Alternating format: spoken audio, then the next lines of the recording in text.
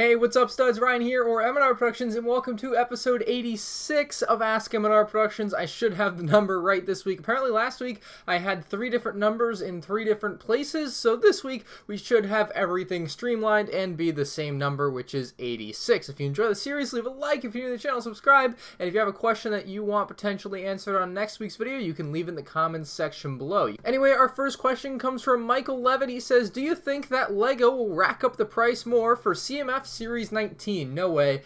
Series 19 is not going to be anything special. There's no reason for them to do it. They usually would do something like that with a reason, like for LEGO Simpsons. That's when they made it $4 from $3 in the US. I would think that they would do another big license thing to have the push or a reason behind it other than just kind of randomly doing it. That being said, the inflation with that doesn't really work for them to up it another $1. It's only been a few years, so I don't think CMF prices are going up anytime soon, but then again, I could be very wrong and they could raise it for Series 19, but as far as I'm aware, Series 19 should still be the same price, and hopefully all of next year and the year after that and after that should be $4 for a while. I think LEGO preactively made it $4 just so that it could be $4 for basically the foreseeable future for them. Sega has a question for me that he thinks is unique. I think it is too, at least one that I have an answer before. He says, what is the correct order to watch Star Wars? By episode number or by the order they were released? So the order that I guess I would watch them if I was going to sit down and watch them all would be 1 through 9, just in episode number order. But I don't think you can really go wrong either way. Obviously, there was the order they were released, and that would be watching 4, 5, 6, 1, 2, 3, and then 7, 8, 9, which is really confusing, but it can also work. I think any order like that works. Obviously, watching like 4 and then 1 and then 9 and then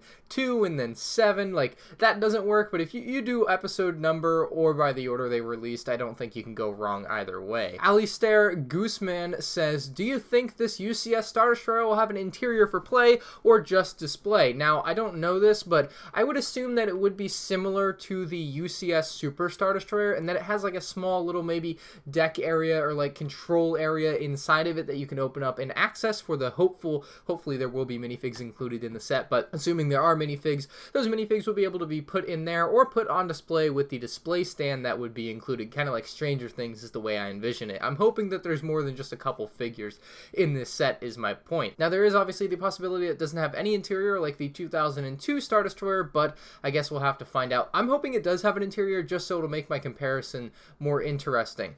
Our next question is from Chuck Crawford. He says, if you had to switch places with another LEGO YouTuber for a day, who would it be? Now, this is a tough one. There's so many cool LEGO YouTubers I could switch with. I suppose I would have to go with JANGbricks just because he's the most secretive, I feel like, of any of the LEGO YouTubers. You guys can comment down below if you think I should have chose someone else, but JANGbricks is the only one that comes to mind that, like, I'm genuinely curious about some of the things he does. Everyone else is pretty open and transparent about everything, though, so I wouldn't really pick anyone else. Maybe I'm forgetting somebody, but that's my answer for right now. WT says, where did you get your Call of Duty Steelbooks and how much were they? So the Steelbooks actually come in an edition of Call of Duty that costs a little bit more than the normal edition. Usually it would be like $60 for just the regular game, but I always buy the special edition version of the game, if not like the highest edition version of the game. Like for example, for Black Ops 3, I bought the edition that came with the Juggernog fridge, which is kind of covered in stuff right now, but it was $200, came with the fridge and the Steelbook. But all these other games usually come with the either $100 or $120 version of Call of Duty. So that's how you would get the Steelbooks. You can also buy these on eBay from people that are selling them on eBay, but that's how I got them. Pretty straightforward. ELD Studios says, what should the next LEGO movie and LEGO video game be about? As far as LEGO video games go, the next LEGO video game is and should be LEGO Star Wars The Skywalker Saga, so that's not really part of the question that I'm going to answer. But as far as the next LEGO movie, I think maybe LEGO Batman Movie 2 is a possibility. LEGO Ninjago Movie 2 maybe, but that would probably be less popular. If I had to bet, I would bet maybe they'll make a LEGO Friends movie. Maybe they'll go all in for the girls. I don't know. That would be something interesting, though, for sure, that LEGO could try and do. I am curious to see what the next LEGO movie will be. They had come out in such quick succession over the last 5 years, and there have been 4 movies in 5 years, and now there's not going to be one for, I guess, the next couple years at least. I haven't heard anything about another LEGO movie, so maybe I'm just not in the loop, but it doesn't seem like there's going to be one. It looks like they're taking a little break. So we'll have to wait and see. But a Lego Friends movie or a Lego Batman movie 2 would be my top bets at the moment. Or maybe just something more, just all Lego superheroes, like you have Spider-Man and Superman, kind of like Infinity War type of style thing. I don't know. Something more like Avengers Endgame, Avengers Infinity War, where you just have a bunch of characters in one movie would kind of be the style I think they might go for. Not sure though. Nick Moat says, are you a plain cheeseburger kind of guy, or do you like a bunch of toppings on yours? Well, I got a shocking one for you. I don't eat hamburgers at all, ever. Like, I don't eat hamburgers. I like chicken nuggets and chicken tenders and chicken breasts and pork chop, but I won't eat hamburgers. Oh no. I also won't eat hot dogs. I don't eat seafood. Like, I am a picky eater, so no hot dogs for me. Taryn says, what is the best way to catalog or keep track of all the Lego you own? Do you use a specific website? So I use Brickset to kind of keep track of my collection in a way. I don't really use, like, I just kind of keep track of it there. Does that make sense? Like, I don't actively, like, look on there to see if I have a set. I just know if I have a set, if that makes sense. But Brickset, I would say, I guess if you're looking to do something like that, Brickset would be the best way to do it. That's what I've found. So you can go on their website, you make an account, and then you basically say whether you own or want a set. And you can say how many of a set you own, and it's a pretty good system. It'll tell you how many pieces all the sets you have are, and it will also tell you how much the retail value of all the sets you have or want is. So it's a pretty neat system, and that's the one I would recommend if you're trying to inventory or catalog everything you own, if you just can't keep track of it yourself. Isaac wants to know if the old NBA and soccer Lego sets are taboo. He says, so far on YouTube, I haven't seen anyone review them or even talk about them. So for that, I would recommend maybe looking up Just Too Good or Brickzar. They might have done some reviews on them. I've definitely touched on them a little bit in past MandRproductions videos, but definitely not too much. I actually have a couple of these Celtics NBA figures, but that's it. I don't feel like the sets really capture the imagination of most of us Lego fans, especially on YouTube, very much. So I think that's why you don't see a lot of people making videos about them. They're so outdated now, especially for the named sports characters being almost 20 years old now. A lot of these characters aren't even in the leagues that they were made for, so it kind of makes it tough to make videos about and kind of get interested in. So I would say that they aren't really taboo, but it just feels like people don't like them as much as they could if Lego was still making more current sports players and stuff like that. Danny Hill says, would you rather be stranded on an island with Brick Queen and Brick Titan, or with Bricks on the Dollar and the Brick Show? I guess I have to go Bricks on the Dollar and the Brick Show. I think that's the choice that just has to be made here. CR Brick says, would you ever do a mock series like Rich Boy J or Solid Brick Studios? Have you ever looked at my old videos? I have done three different full-fledged mock series. We have Building Camino ongoing.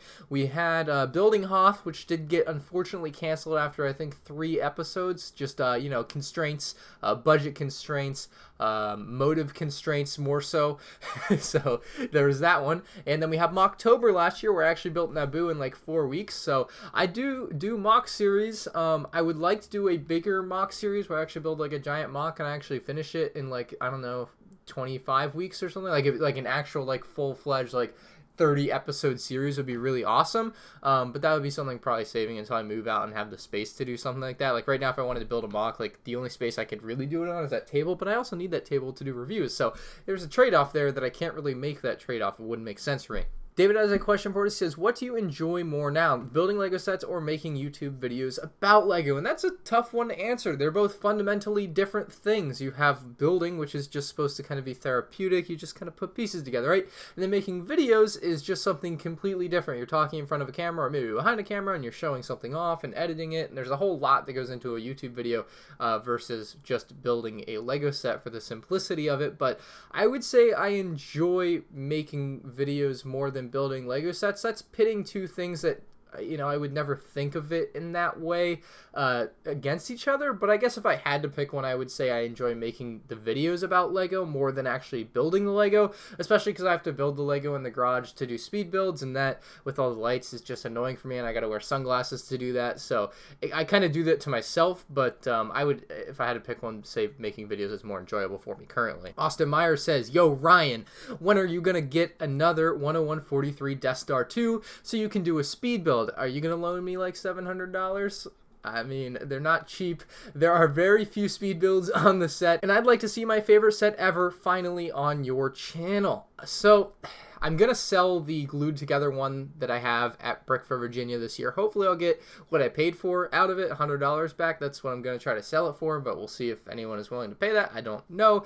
Other than that, will I be getting one? I don't know when I'll be getting one. It's not something that I've been planning on purchasing. If a deal pops up, that's pretty much the way I'll end up buying one, I'm sure, is when one just shows up for just a stupid price that I can't pass up and I buy it. That's what just recently happened with another Lego Star Wars UCS set that is also getting remade soon, so you'll be seeing that here on the channel soon. It's not the Death Star, but it's something pretty close to it. It was released around the same time, so maybe you'll enjoy that video too. I'm not sure. Mini Lego Production says, what was your worst Lego store experience? Well, I think that one's a pretty obvious answer for me, and that's going to be the time that I drove to the Lego store on release day for the Stranger Things Upside Down set, and I got there at Disney Springs right when they opened, and they weren't selling the set on release day, which turns out was because of Disney, I think. I never really got like a full straightforward answer, but that seemed to be what I heard, and that was my worst experience. I drove all the way there on release day for a set that there was no prior indication that they wouldn't be selling at any specific location, and I got there and they weren't selling it, and then I drove home empty-handed, so that was a waste of 4 hours, but that was my worst Lego store experience. For the most part, though, my Lego store experiences are never anything super special. They either go just kind of average, like you would expect, you know, walk into a store, look around, buy what you want, and leave, or it's just something extraordinary above and beyond good stuff. So there's rarely ever anything bad that happens at the Lego store, but that would be my worst experience, which I think rightfully so should be. Clickbrick says, are you ever going to do another Brickbuster on Brick Queen? No, I'm not going to waste my time with that one, but I do have another Brickbuster planned for the near future. By the end of the year, let me just say that. By the end of the year, if nobody asks about it, I will make one.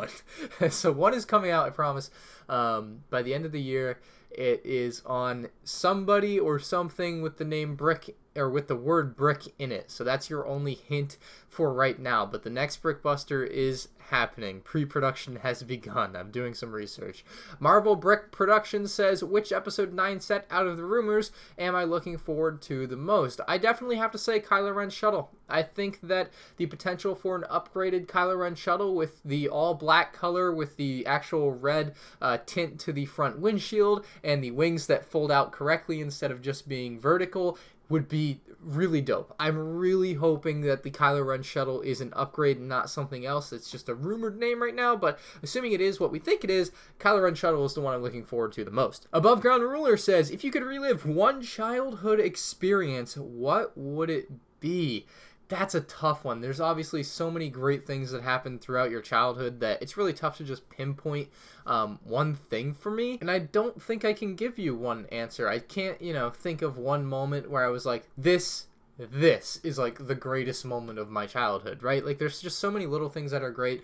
I would say one thing that I would like to be able to relive, and this is just a very general thing, is watching things for the first time. Like watching Borat for the first time, or watching Breaking Bad for the first time, or watching Orange is the New Black. Like any of these TV shows that I really enjoy and I binge watch and I get through, and then you kind of look back and you're like, that was awesome, I want more, but there's no more. And it's like, that's the kind of stuff that I wish I could relive. It's just watching certain things for the first. Like I wish I could see Star Wars again for the first time, and just because I was like, I don't know, 4 or 5 years old. I don't remember. That's something I guess that would be a childhood experience I would like to relive because I'd have no real recollection of it. But stuff like that, just watching things for the first time again in general, though. Aiden E says, what set do you regret buying immediately upon release before it went on sale? So for the most part, at least recently, I don't really regret buying things on release day. I usually buy them on release day or beforehand, and then get my reviews out and do whatever I want with them. But there was something back in like 2006 that I bought. It wasn't immediately upon release, but it was just about to go on sale. But unfortunately, 9-year-old me was not savvy enough for the Target clearance tendencies back in 2006, and it was actually the 2005 Clone Turbo Tank, and I bought it, and then it went on clearance like a week later, and they wouldn't let me like return it or get the lower price on it, so I was a little bit sad about that. But that would be like the one regret purchase I had, because it was like full price $90, right? And then the week after it was like 30% off on clearance, and I was like, oh no. I was 9 years old. I had no idea what the heck clearance was prior to that.